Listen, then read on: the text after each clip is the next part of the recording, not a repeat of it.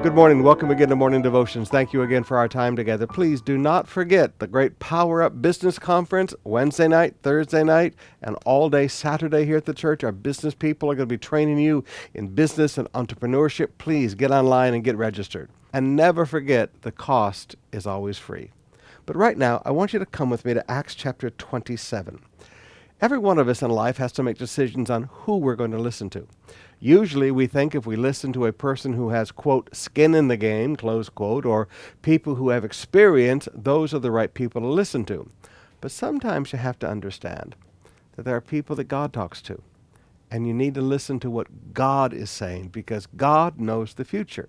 Experience does not know the future.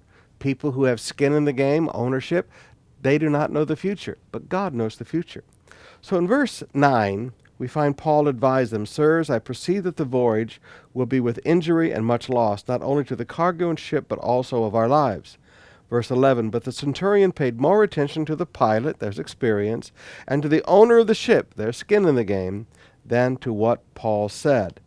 So we get on down to verse 13 now, when the south wind blew gently, supposing that they had obtained their purpose. They thought, okay, this is our opportunity, let's go. So they took off. And now they're caught in the middle of this horrendous storm, their entire lives at risk. Paul looks at them in verse 21.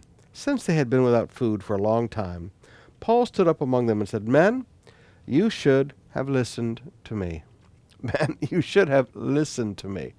Now, brothers and sisters, sometimes there are things that God shows us that are not rational, that are not logical, that we have to make decisions about.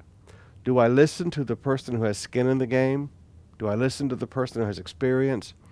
Or do I listen to what God is saying? I promise you. Now, don't listen to too much pizza or too much balut the night before, but I promise you, if you will learn to recognize and listen to the voice of God, life will be a lot better.